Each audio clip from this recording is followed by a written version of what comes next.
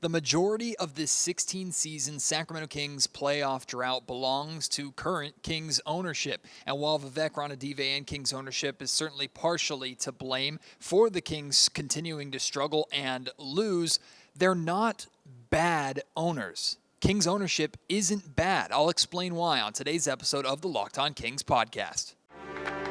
You are Locked On Kings, your daily Sacramento Kings podcast. Part of the Locked On Podcast Network, your team every day.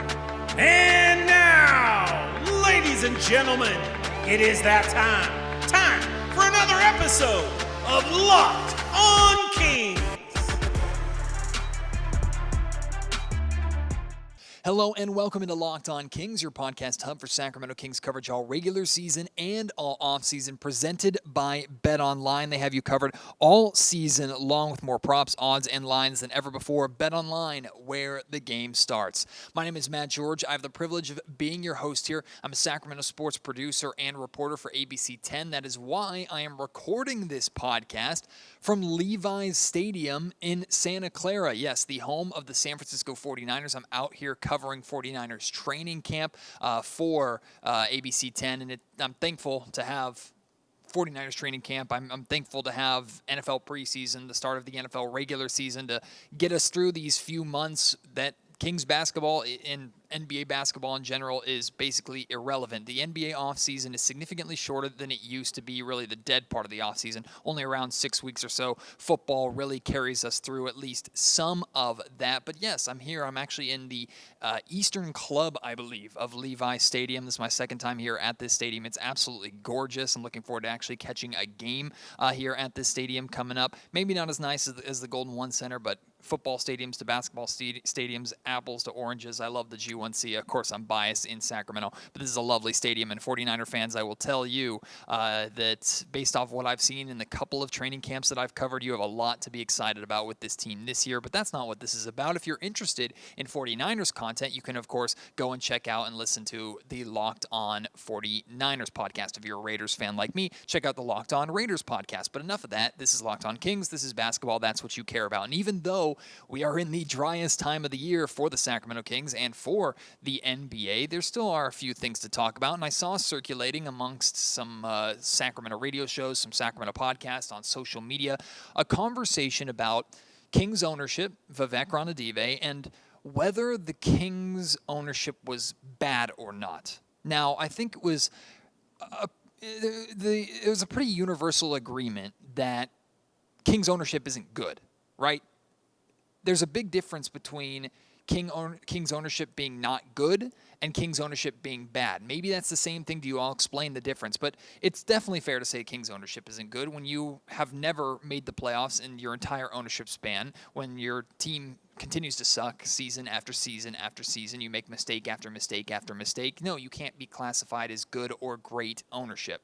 But in my opinion, to be classified as bad ownership, you essentially have to be like what John Fisher is to the Oakland A's, right? I consider Fisher a horrendous owner because even with the Oakland A's having made significantly more playoff appearances, having won significantly more games than the Sacramento Kings have over the last 16 years, the A's are far worse of a franchise because of their ownership.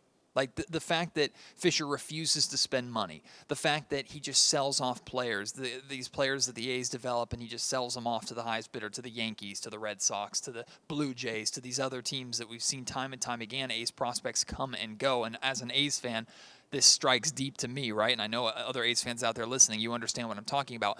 That, to me, is bad ownership, or ownership like we've seen in the past with Donald Sterling, right, with the allegations against him. And, of course, that's an extra level of bad. That's horrendously bad with being a racist or things of that nature. I'm not talking about that.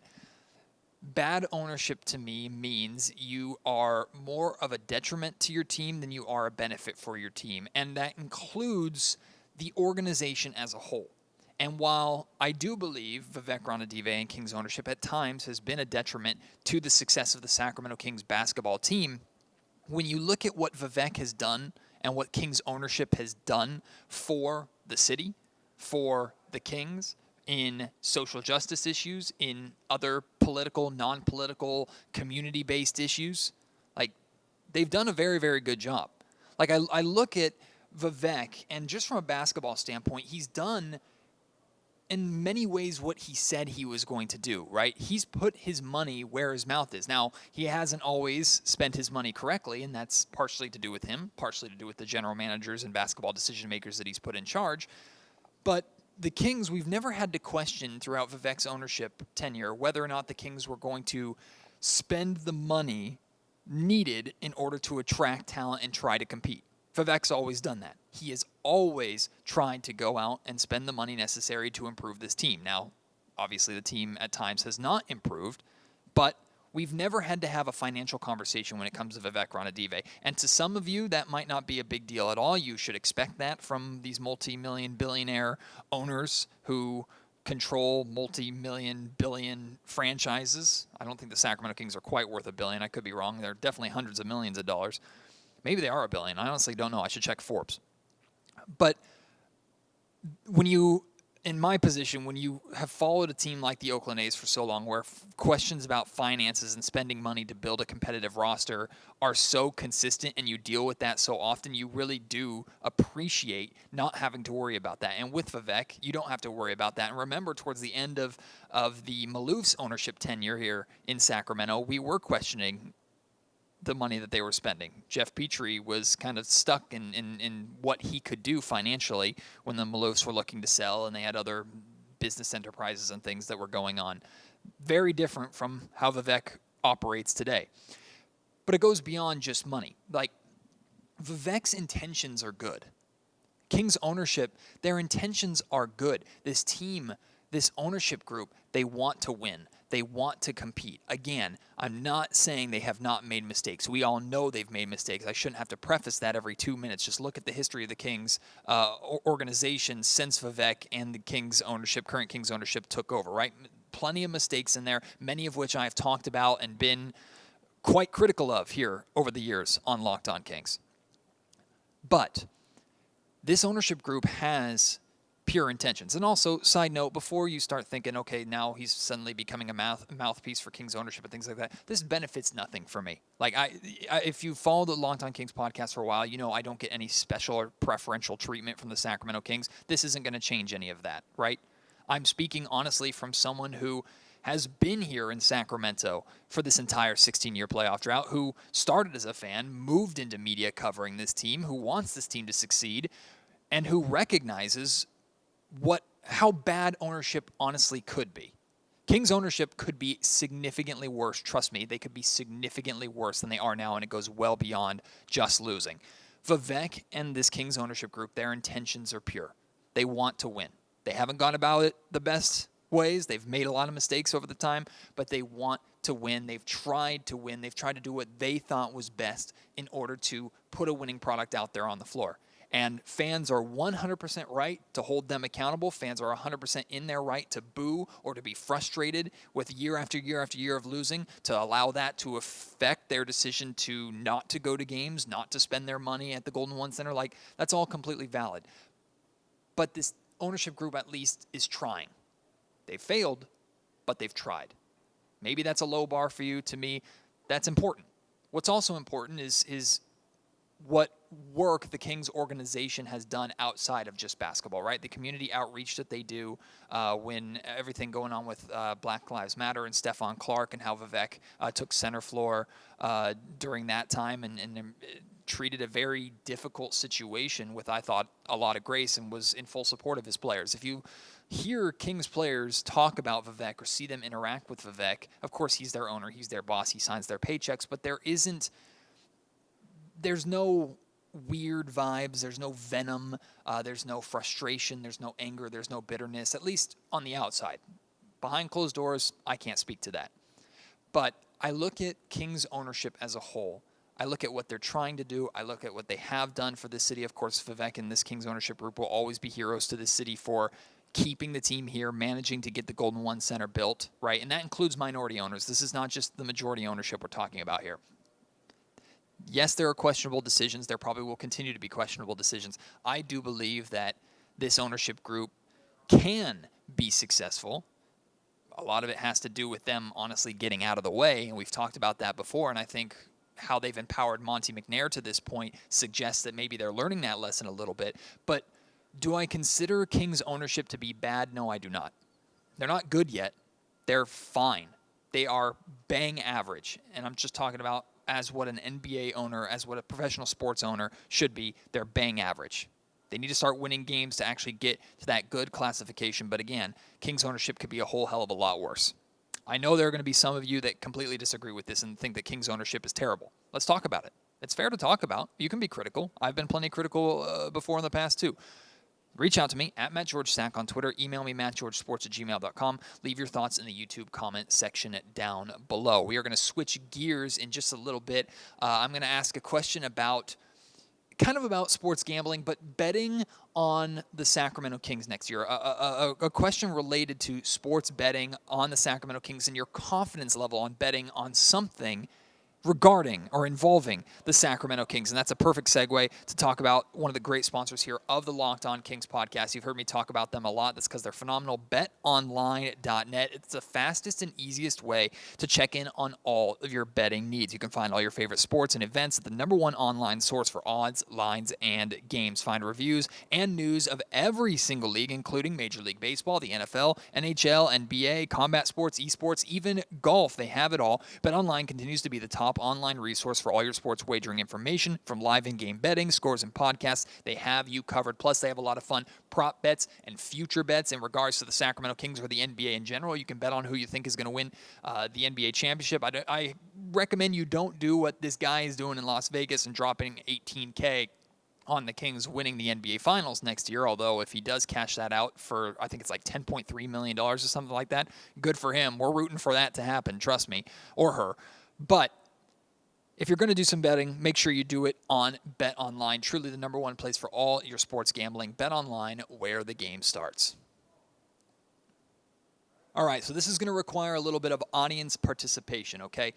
I want to hear from you with this. I'm asking this question to you, and then I'll share what my answer was to this question. I'm taking this question from D-Lo and KC, the D-Lo and KC radio show on ESPN 1320. I think this was Jesse, who is their producer and engineer. His question, he came up with it. Kenny Caraway actually asked it to me when I was on the air with them yesterday. If you could bet on anything to do with the Sacramento Kings next year, what bet are you most confident making? And before, if you can put the answer if you want, I bet the Sacramento Kings will lose and not make the playoffs. Like, okay, that's probably the safest bet that you could possibly make. If that's your answer, that's fine. But legitimately, if you could pick, like, the Kings making the playoffs, De'Aaron Fox making the All-Star team, Domantas Sabonis making the All-Star team, Keegan Murray winning Rookie of the Year, someone winning Sixth Man of the Year, Mike Brown winning Coach of the Year, or Monte McNair winning Executive of the Year, right? These are all things that theoretically you could place a wager on. The Kings making or winning a play-in game, right? What is that bet? Think about it. Like, what bet out of those that I listed or any others that maybe popped to your mind would you make with the most confidence? That doesn't mean you're fully confident that it's actually going to happen, but if I gave you $1,000 and said you have to put this down on some sports Kings related bet, and it's for like a full season bet, not just an individual game, what would you put it on?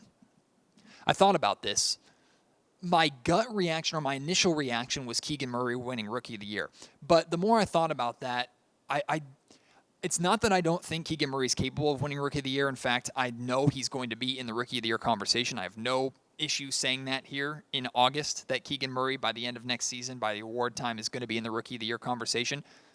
I personally don't know how Paolo Banchero doesn't win it unless he gets hurt, knock on wood, or knock on my knee. He's so, just seeing him in person and knowing how much opportunity he's going to get in Orlando. Look, Orlando's going to be a bad team unless they surprise everybody, but I expect the Orlando Magic to be a bad team. I expect Paolo Banchero to put up absolutely ridiculous numbers, and for the most part, Rookie of the Year relies more on numbers than it does on team success, and I think Paolo Banchero will have better numbers than Keegan Murray, even if Keegan Murray is contributing to a better team.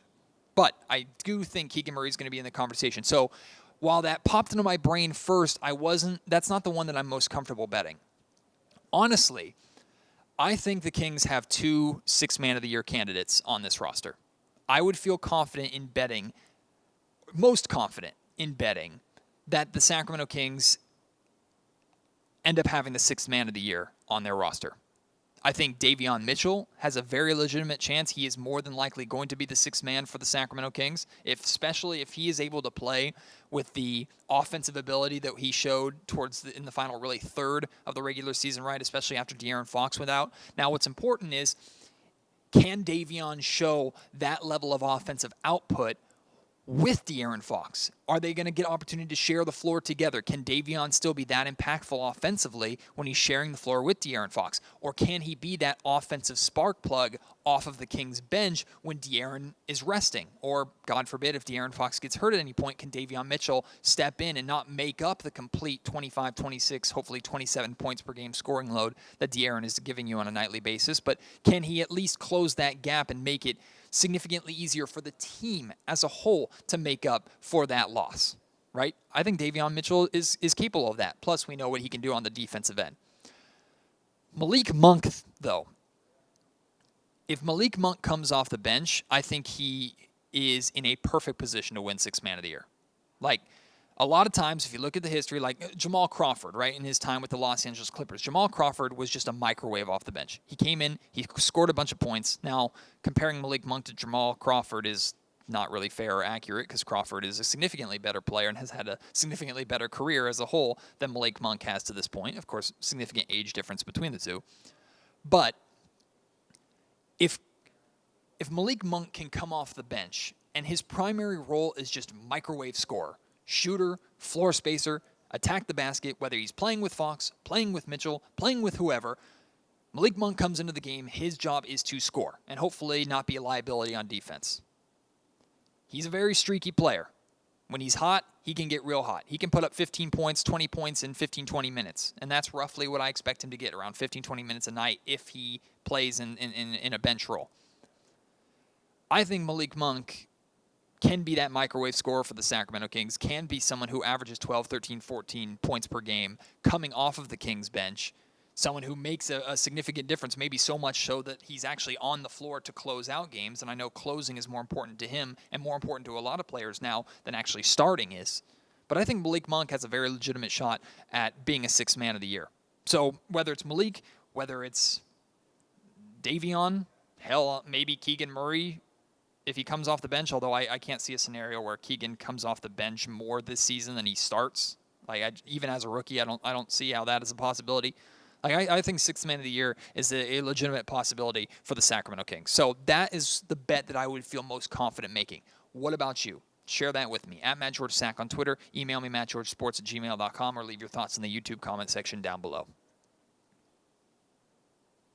The dry off-season continues. With every passing week, we get closer and closer to Kings training camp. I hope you're a football fan like myself. Maybe that can kill some time. I also have some great guests coming up here on Locked On Kings. Expected to be enjoying that. But the Locked On Podcast Network continues to have so much great content for you, not just NBA content. You can check out our daily Locked On NBA national podcasts that cover more of the NBA as a whole. Of course, keep tuning into Locked On Kings. We'll continue to have content for you as much as I'm capable of putting out here, and then we'll ratchet things back up once training camp begins and next season, preseason begins. We'll get right back to the volume of content that you expect, but I appreciate your support. If you're a football fan, Raiders fan, Niners fan, check out those podcasts. We have national podcasts for every single sport, so go and check that out. Plus, if you're a fantasy guy, Josh Lloyd with the Locked On Fantasy Basketball Podcast, he's preparing you right now for your upcoming drafts and things like that. There's so much content to help get you through this period of time. I know I'm personally relying on it. I think you should too. Really appreciate your support. Can't wait to have you join me on the next episode of Locked On Kings. Again, more great guests coming. Plus, I want to do a fans-only episode in the very near future, so keep an eye and an ear out for that. And look, I haven't forgotten. I know that we accomplished our goal of over 350 reviews, which means I will be buying a pair of opening night tickets once we find out who the Kings are playing on opening night inside the Golden One Center, and when individual tickets go on sale, I will be purchasing those tickets and I will be giving them away, lower bowl tickets, to opening night as a thank you for your support and for you reviewing Locked On Kings. So thank you so much for that. Can't wait to have you join me on the next episode. Until then, my name is Matt George. You have been listening to Locked On Kings, part of the Locked On Podcast Network.